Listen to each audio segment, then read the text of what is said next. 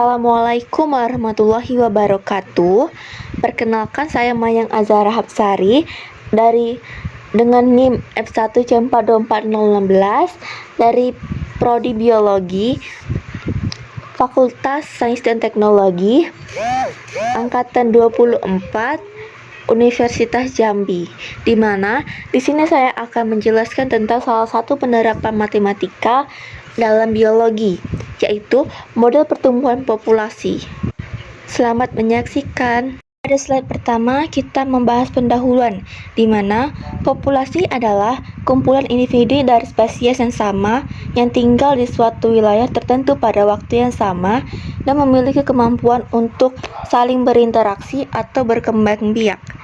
Populasi merujuk pada jumlah individu atau organisme dari suatu spesies tertentu yang hidup di suatu area atau wilayah tertentu pada waktu tertentu, di mana jumlah populasi tersebut tidak akan selalu sama, sehingga kita bisa membuat sebuah hubungan fungsional dari kuantitas tersebut.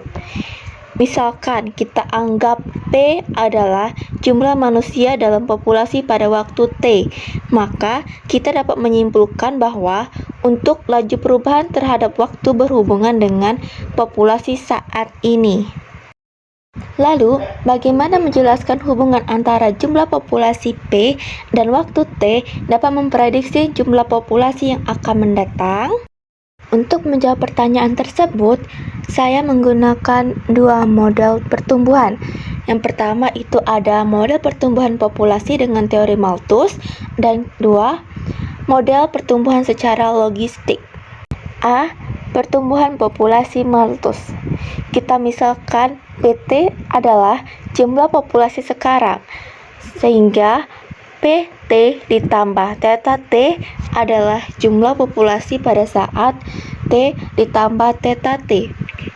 Maka perubahan P terhadap Theta T dapat dirumuskan sebagai delta P sama dengan PT ditambah delta T dikurang PT. Adapun faktor yang mempengaruhi pertumbuhan populasi, yaitu emigrasi, imigrasi, usia, gender, kelahiran, dan kematian. Karena jumlah kematian dan kelahiran proporsional terhadap jumlah populasi dalam interval waktu tertentu, maka jumlah kelahiran sama dengan BP delta T dan jumlah kematian sama dengan dP delta T, sehingga perubahan populasi delta P dalam interval waktu delta T secara matematis adalah delta P sama dengan jumlah kelahiran dikurang jumlah kematian, yaitu BP delta T dikurang dP delta T. Dikeluarkan B dan D-nya sehingga didapat B dikurang D P delta T sama dengan K P delta T, di mana K itu sama dengan B dikurang D. Rata laju perubahan populasi selama periode waktu delta T juga dapat dituliskan menjadi delta P per delta T sama dengan Kp. Dan jika kita mengambil delta T dengan nilai yang kecil atau mendekati 0, maka akan didapatkan persamaan diferensial menggunakan definisi turunan, yaitu limit delta T mendekati 0. Delta P per delta T sama dengan dP per dt sama dengan Kp. Persamaan ini menyatakan laju perubahan sesaat populasi terhadap waktu proporsional dengan jumlah populasi pada waktu T. Persamaan ini juga disebut dengan model pertumbuhan populasi Malthus. Persamaan tersebut kita dapatkan rumus umumnya, yaitu PT sama dengan CE pangkat KT. Dari rumus umum tersebut kita dapatkan lagi rumus khususnya, yaitu PT0 sama dengan P0 lebih besar dari 0, sehingga PT sama dengan P0E pangkat K T kurang T0, di mana P0 adalah populasi awal dan PT adalah populasi waktu T. Hal ini menunjukkan bahwa prediksi jumlah populasi bergantung pada nilai K, yaitu jika K lebih besar dari 0, maka jumlah populasi akan tumbuh secara eksponensial tanpa batas. Jika K lebih kecil dari 0, maka jumlah populasi akan melurus secara eksponensial menuju 0. Jika K sama dengan 0, maka jumlah populasi tidak akan mengalami perubahan. Berikut adalah salah satu contoh dari model pertumbuhan Malthus, di mana diketahui persamaannya yaitu PT sama dengan P0 E pangkat K T dikurang T0, di mana T0-nya kita ambil dari tahun 1950 dengan populasi rata-ratanya atau P0-nya yaitu 546.815.000. Angka pertama yaitu estimasi nilai K, karena K itu adalah salah satu faktor yang mempengaruhi jumlah populasi. Sehingga P1 sama dengan P0 dikali E pangkat K, mana P1-nya itu bernilai 557.480.000 sama dengan 546.815.000 dikali E pangkat K. Inverse dari 557.480.000 dibagi dengan 546.815.000 itu untuk mencari nilai K, sehingga diperoleh K adalah K mendekati 0,01931609. Dengan menggunakan P0 dan K, sehingga dapat diprediksi pertumbuhan pada tahun berikutnya seperti pada tabel berikut, di mana error itu adalah selisih antara rata-rata populasi dengan nilai prediksi. Setelah diamati hasil yang didapat, itu kita dapat menarik hasil dan pembahasannya, di mana setelah diamati tabel, itu didapat cukup akurat untuk beberapa tahun awal. Tapi pada tahun-tahun berikutnya, yaitu tahun 2000 sampai 2003, menunjukkan bahwa adanya selisih yang cukup besar dengan data yang sesungguhnya. Hal ini menunjukkan bahwa model ini tidak dapat digunakan untuk memprediksi waktu yang lama karena tidak akurat. Sehingga model ini diperbaiki lagi, seperti penyataan bahwa kelahiran dan kematian bernilai konstan pada model ini perlu ditinjau ulang.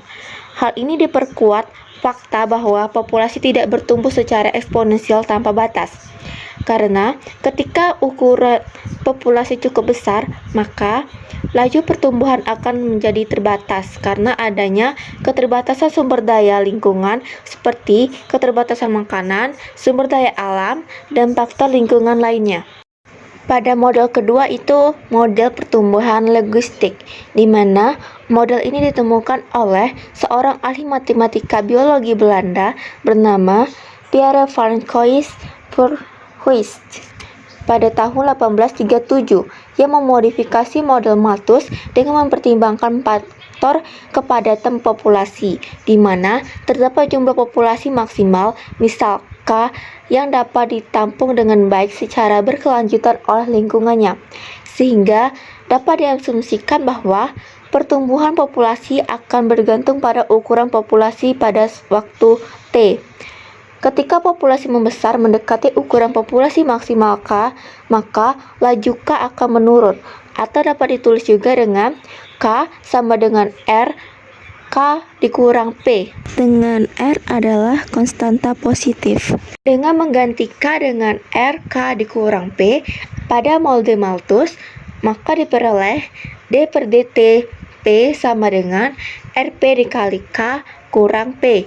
Model ini dikenal juga dengan nama model Verhulst atau model pertumbuhan logistik. Cari nilai estimasi nilai K pada model pertumbuhan logistik, kita dapat menulis ulang model pertumbuhan logistik, yaitu dP per P K kurang P sama dengan RDT.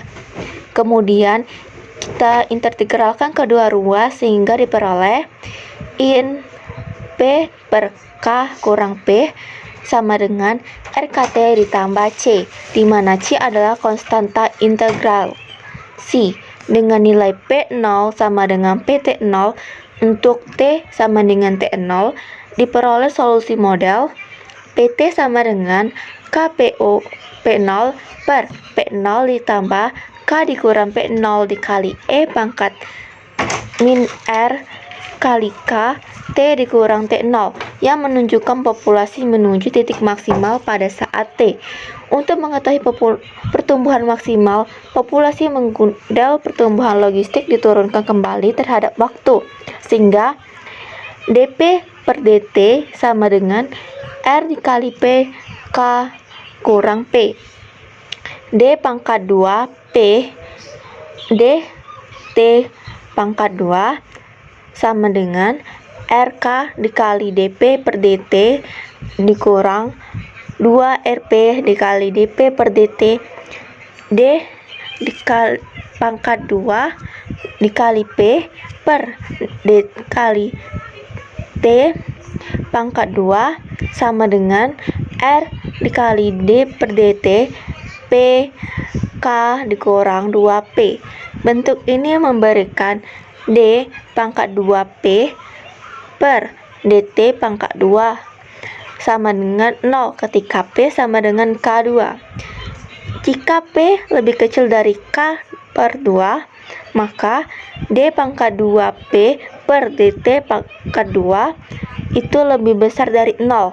Artinya, D per dt P fungsi naik. Jika P lebih besar dari K per 2, maka D pangkat 2P per D pangkat 2 lebih kecil dari 0. Artinya, D per dt P fungsi turun.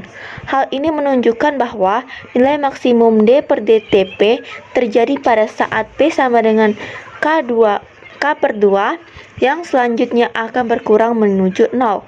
Nilai maksimum D per dt P yang terjadi pada saat P sama dengan K per 2 dapat digunakan untuk estimasi nilai K.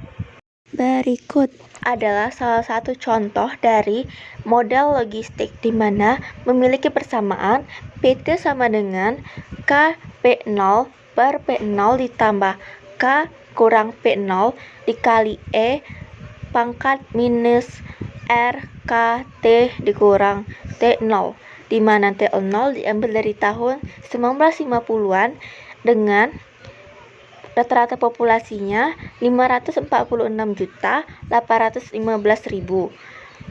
Mencari nilai estimasi K-nya yaitu sama dengan 1.393.000.000 dengan P1 sama dengan P0E pangkat K.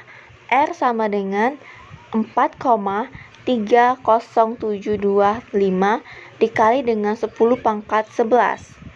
Diperoleh nilai prediksi pada tahun-tahun berikutnya.